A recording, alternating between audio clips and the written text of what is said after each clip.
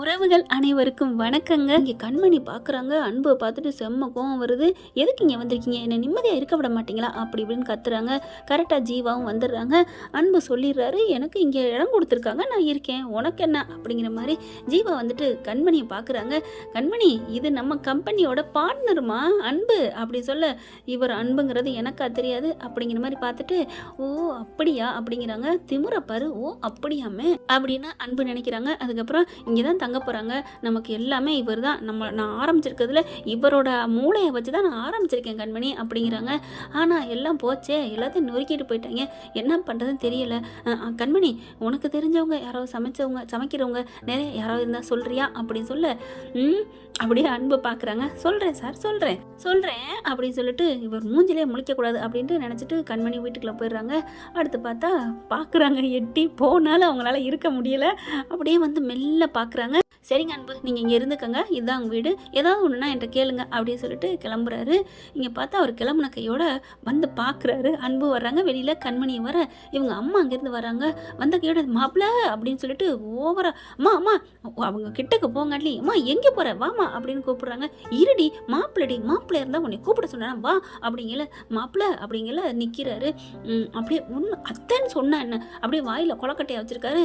அப்படியே பேசாமல் நிற்க, மாப்பிள்ளை என்ன மாப்பிள்ளை இங்கே வந்திருக்கீங்க, இந்த வீட்டில் நிற்கிறீங்க, இந்த வீட்டுக்கு தான் நீங்கள் வரப்போறீங்களா, இந்த வீட்டில் கொஞ்சம் தண்ணி பிரச்சனை இருக்குமே மாப்பிள்ளை அப்படிங்கிறாங்க. பரவாயில்ல இருக்கட்டும், நான் அட்ஜஸ்ட் பண்ணிக்கிறேன். நல்லா இருக்கீங்களா மாப்பிள்ளை? நல்லா இருக்கேன்.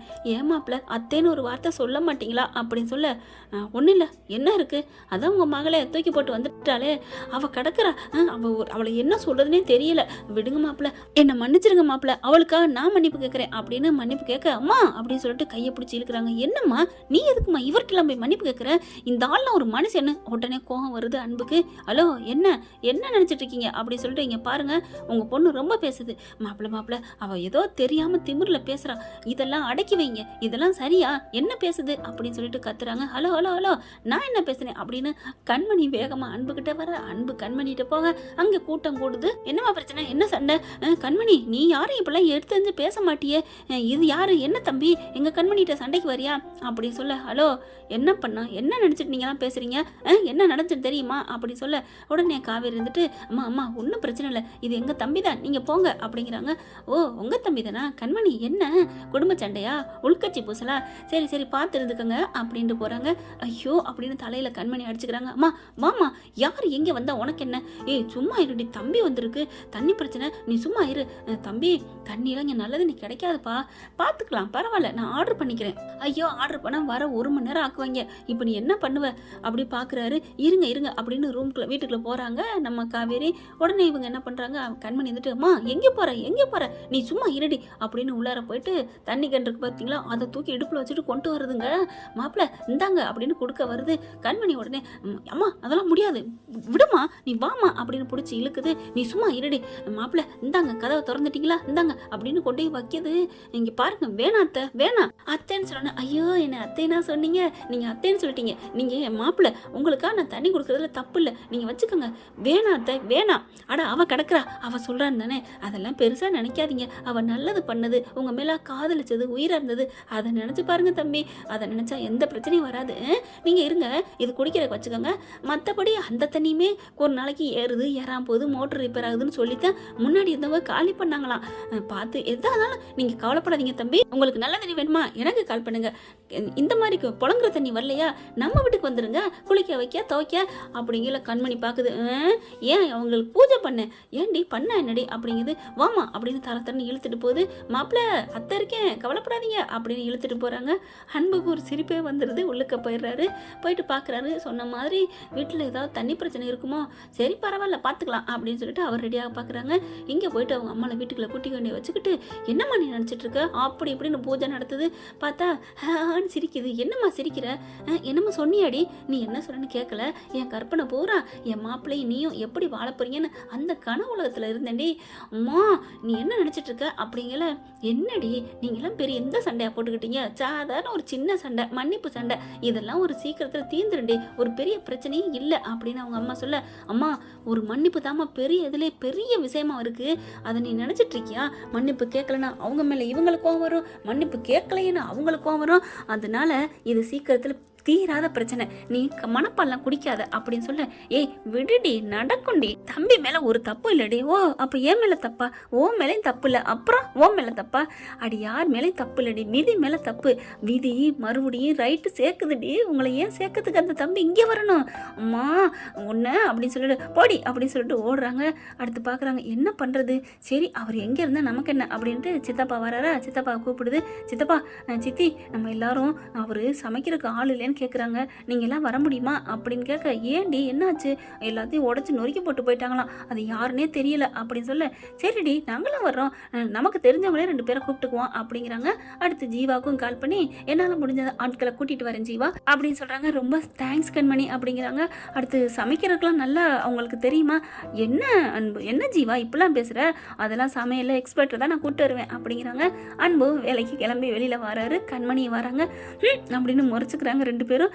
டக்குன்னு வெளில வருது. இங்கே சாரதா எப்படி விஜய்க்கும் காவேரிக்கும் நடுவில் நிற்குமோ அதே மாதிரி தான் இங்கே காவேரி, அதாவது கண்மணியோட அம்மா பேர் காவேரி, என்ன பண்ணுறாங்க, ஏய் என்னடி மாப்பிள்ளைட்டு இப்படிலாம் சிந்துக்குற, அவர் பேர் எந்த மாப்பிள்ளை, பேசாமல் இரு அப்படின்னு ஆட்டோவை கூப்பிட்றாங்க. ஆட்டோவில் இறையில கண்மணி அன்பு வர, மாப்பிள்ளை வாங்க ஐயா, இவங்க 2 பேரும் ஒரே இடத்த போகிறாங்க, 2 பேரும் ஒரே இடத்துல இறங்க முடியாதுன்னு.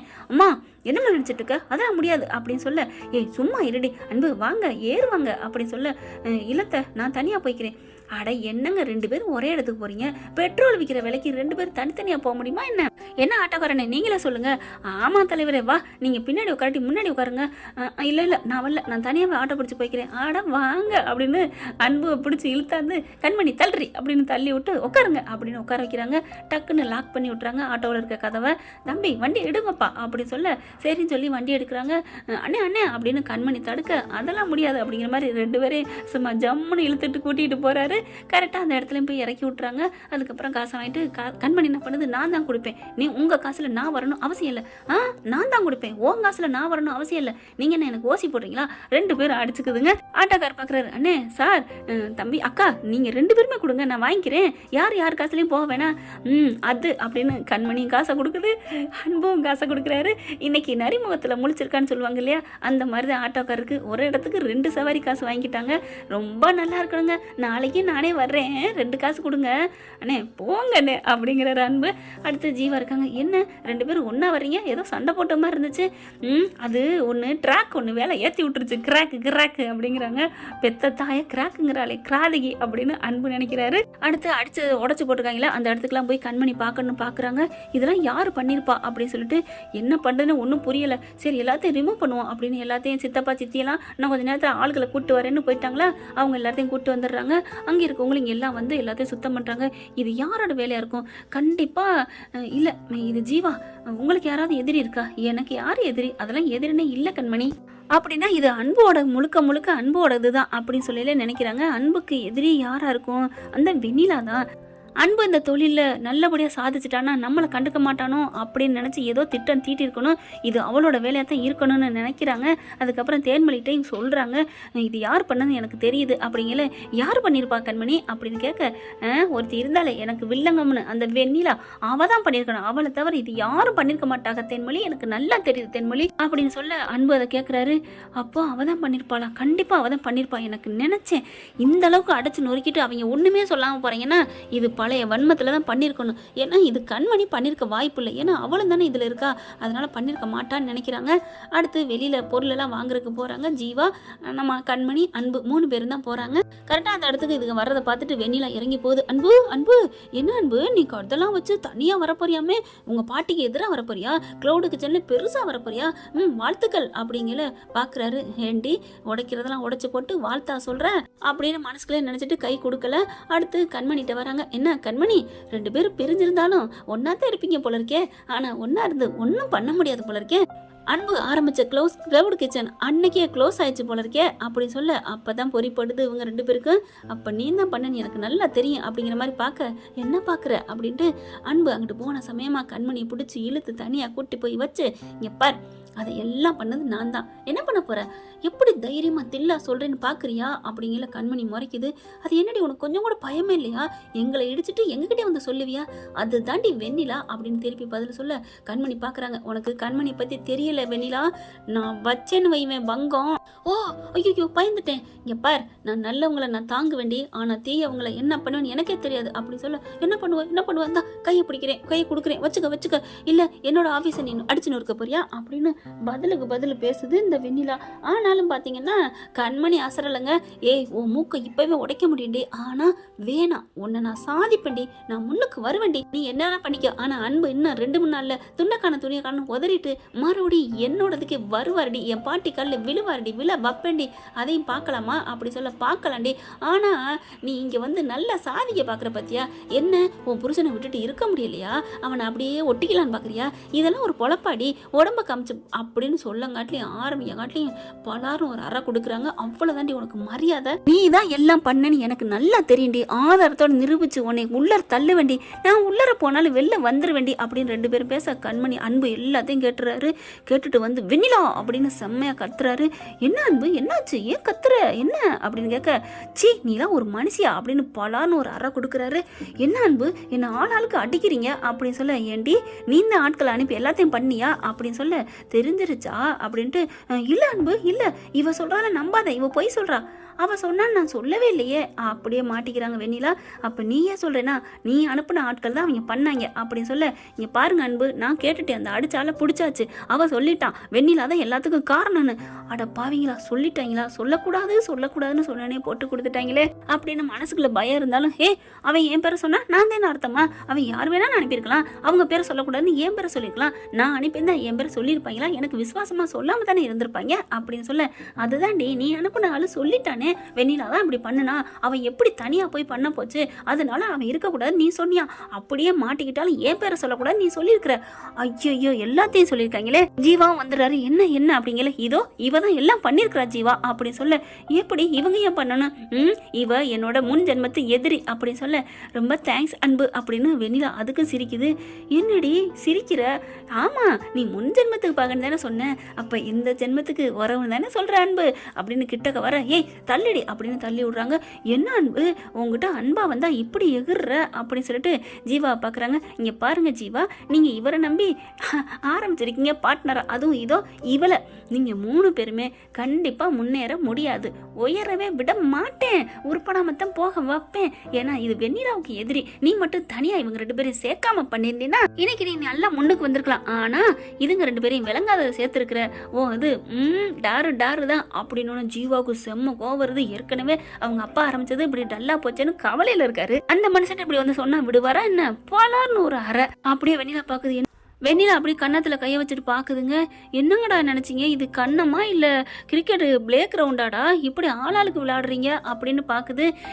ஜீவா நீ மட்டும் நீ நல்லவேன்னு உன்னை விட்டுறலான்னு நினச்சேன், ஆனால் இதுங்களோட சேர்ந்து என்னை அடிச்சிட்டில்ல, உன்னை இந்த க்ளவுட் கிச்சன் மட்டும் இல்லை, இன்னும் என்னென்ன நீ வச்சிருக்க எல்லாத்தையும் தர மட்டமாக ஆக்கு வேண்டாம், இந்த வெண்ணிலாவோட கோட்டைக்குள்ள வந்துட்டில்ல, பாட்டி பார்த்துக்கலாண்டி அப்படின்னு சொல்லிட்டு அசால்ட்டாக தட்டி விடுறாங்க கண்மணி.